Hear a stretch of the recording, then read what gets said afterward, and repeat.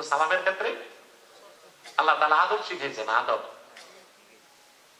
যে সালামটা সালাম যেভাবে দিতে হয় ওভাবে দাও, আদবের সাথে, বিনয়ের সাথে, সুবহানাল্লাহ, ইখলাসের সাথে, ঠিক না? এই জন্য হক্কানি পীর মাশায়েখ, বেদাতীদের কথা বলবো না, তাদের তো ঈমানেই সমস্যা। খাঁটি আহলুস সুন্নাহ আহলে হক যারা বিলাস শরীফে কিয়াম করেন, তারা মুস্তাহাব জেনেই করেন, ফরজ ওয়াজিব মনে করেন না। কেউ যদি মিলাদ শরীফে না দাঁড়ায়, আমরা তাকে তো কাফের বেঈমানও বলি না, মুস্তাহাব মনে করে কেউ যদি না করে সমস্যা নেই। কিন্তু কেউ যদি হারাম বেদাত শিরিক বলে, তাকে আমরা ফিতনাবাজ, গোমরাহ মনে করি। কথা বুঝতে পারছেন? বাড়াবাড়ি করবে না এই ব্যাপারে। মিলাদ কিয়ামের উপর আমার আলাদা লেকচার ইউটিউবে আছে, দেখে নেবেন। যারা বাড়াবাড়ি করে, সবাই তো বাড়াবাড়ি করে না। আমাদের আব্বাসী মসজিদ জনপুর দরবার শরীফে যে এই যে কওমি মাদ্রাসার বড় বড় আলেমরা উপস্থিত হয়, আমার সাথে তারা মিলাদ কিয়াম করে। কিছু সংখ্যক আছে পথভ্রষ্ট গোমরাহ, তাদের বিষয়টা ভিন্ন। তারা বহুবার আমার সাথে বাহাসে আসছে, কোথাও আসছে পরাজিত হয়েছে, কোথাও আসে নাই, আগেই পালাইছে। ইতিহাস জানে, জাতি জানে। ইকামতের সময় ইমাম ও মুক্তাদিগণ কোন সময় দাঁড়ানো উত্তম, দেখেন এখানে তিনটা বিষয়, খুব মনোযোগ দিয়ে শুনুন। যদি ইকামত শুরুর আগেই ইমাম বসে আছে, মুসল্লিরা বসে আছে, মুয়াজ্জিন দাঁড়ায় যদি বলেন দাঁড়াইয়া কাতার সোজা করুন, এরপরে ইকামত শুরু করে, এটা সম্পূর্ণ সুন্নতের খেলাফ, মাকরুহ। সম্পূর্ণ সুন্নতের খেলাফ, মাকরুহ। কেন? আরে বাবা, কাতার সোজা করতে তো শরীয়তে ইকামত আসছে, ইকামতের আগে আবার কাতার সোজা করো কেন? এটা তো সরাসরি সুন্নতের খেলাফ। এখন কাতার সোজা করার কথা কখন বলবে আর কে বলবে? দ্বিতীয় প্রশ্ন, এটা মুয়াজ্জিনের দায়িত্ব না কাতার সোজা করার আর বলার, এটার দায়িত্ব ইমাম সাহেবের। কখন? ইকামতের শেষে, নামাজ শুরুর আগে। আল্লাহ হাবিব সাল্লাল্লাহু আলাইহি ওয়াসাল্লামের হাদিস মুসলিম শরীফে এসেছে, আল্লাহ হাবিব সাল্লাল্লাহু আলাইহি ওয়াসাল্লাম সাহাবায়ে কেরামকে বলেছেন, ইকামতের পরে সাহাবায়ে কেরামের দিকে ঘুরে আল্লাহর হাবিব বলেছেন, সাওয়ু সুফুফাকুম, তোমরা তোমাদের কাতারগুলো সোজা করো। ফাইন্না তাসওয়াতাস সুফুফি মিন তামামিস সালাহ, কাতার সোজা করা নামাজের পরিপূর্ণতার অংশ। তাহলে কাতার সোজা করার কথা বলা হবে ইকামতের আগে না জামাত শুরুর আগে? যদি ইকামতের আগে বলা হয় এটা বেদাত। আর দুই নাম্বার বেদাত হচ্ছে এই কথাটা মুয়াজ্জিনের বলা, এটা বলা সুন্নত কার উপর? ইমামের উপর। কথা বুঝতে পারছেন? এই ব্যাপারে আমার লিখিত ফতোয়ার কিতাবই আছে, সংগ্রহ করে নিবেন। এটা ছাপানোর পর মিলাদ শরীফ, মিলাদ কিয়ামের সঠিক সমাধান ফতোয়ার এই কিতাবটার সাথেই এই কাতার সোজা করার নামাজে এই মাসালাটা আছে।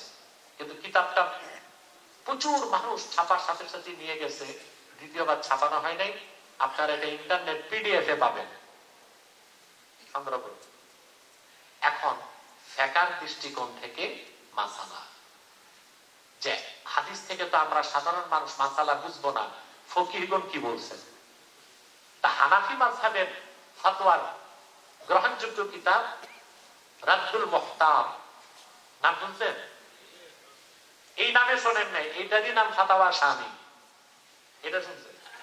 কথা বলেন। এই ফাতাওয়া শামীতে স্পষ্ট এসেছে। আমি শুধু ফাতাওয়া শামী থেকে বলছি না, ফাতাওয়া শামী, জামিউর রুমুস, দুররুল মুখতার, কয়েকটা কিতাবের ফতোয়াটা আমি আমার শব্দে বলতেছি।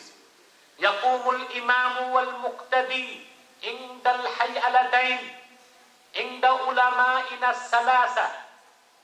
আমাদের মাযহাবের ইমাম আবু হানিফা, ইমাম মুহাম্মদ, ইমাম ইউসুফ তিনজনের মতে ইমাম আর মুসল্লিরা দাঁড়াবে তখন মুয়াজ্জিন যখন বলবে হাইয়া আলাস সালাহ।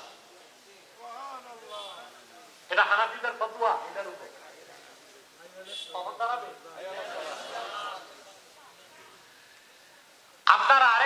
আলেমরা কিতাব পড়বেন, আল ফিকহু আলা মাযাহিবিল আরবাআ, চার মাযহাবের ফতোয়া একটা কিতাবে। নাম শুনছেন? এখানে মতগুলো দেখবেন, কালকে যেই সকালে যদি বড় মাদ্রাসা থাকে দেখতে পান কামিলের সিলেবাস আছে, কিন্তু কামিলের ওরা তো পড়ে না পুরা কিতাব। এটা তো সমস্যা। ওখানে দেখবেন হানাফি, শাফি, মালিকি, হাম্বলি চার মাযহাবের মতে নামাজে কাতা সোজা করা হবে একামত শুরুর পরে। কেউ বলেছেন আল্লাহু আকবার বলার পরে, কেউ বলেছেন আশহাদু আন্না মুহাম্মাদার রাসূলুল্লাহ বলার পরে, কেউ বলেছেন হাইয়া আলাস সালাহ বলার পরে, আর কেউ বলেছেন কদ কামাতিস সালার পরে। কিন্তু একামত শুরুর আগে কাতা সোজা করুন বলা ও কাতা সোজা করার পক্ষে চার ইমামের মাযহাবের একটা মাযহাবেরও মত নাই। যথেষ্ট হয়েছে? কথা বলেন। মোবাইলে ধারণকৃত কোরআন কারীম দেখে পড়লে সওয়াব হবে কিনা? হ্যাঁ, সওয়াব হবে, কিন্তু কোরআন শরীফ খুলে কোরআন শরীফ পড়লে যে সওয়াব আর কোরআনের নূর যে সিনায় যাবে ওই উপকার তো পাবেন। আর এখানে বড় সমস্যা আছে। আপনার কি সবসময় ওযু থাকে? আপনি কোরআন কারীমের রেকর্ড মোবাইলে ধারণ করে যে হাঁটবেন ঘুরবেন, এটাও তো একরকম আদবের খেলা হয় না?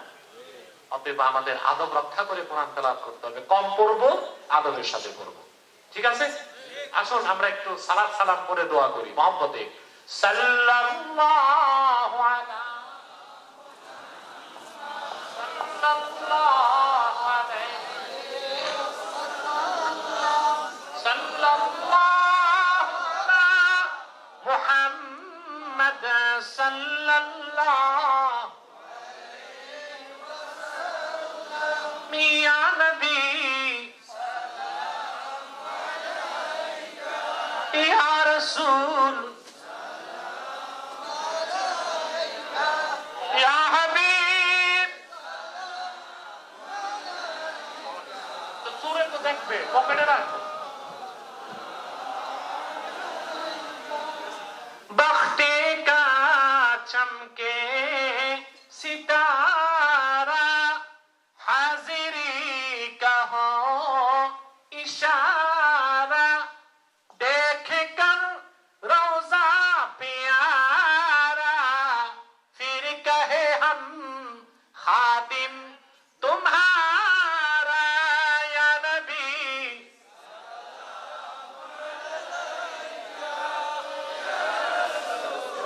ধরে রাখ। या हबीब सलावत मुहम्मदुन रसूलुल्लाह सल्लल्लाहु अलैहि वसल्लम खतमल्लाहु बिहि नबुव्वह व हकमन ला नबी बअदहु या नबी या रसूल या हबीब सलाम अलैका सलावतुल्लाह।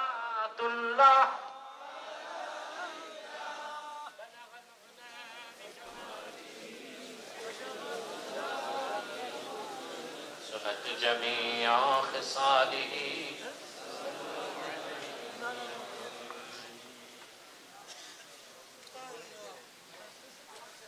আপনাদের কেন পড়তাম পারছেন না কেন? আমি তো দেরিতে আসছি। আসলে আপনাদের প্যান্ট ভরে না। 1 কোটি টাকা দিলেও বলবেন না একটু রুমাল ছাড়েন।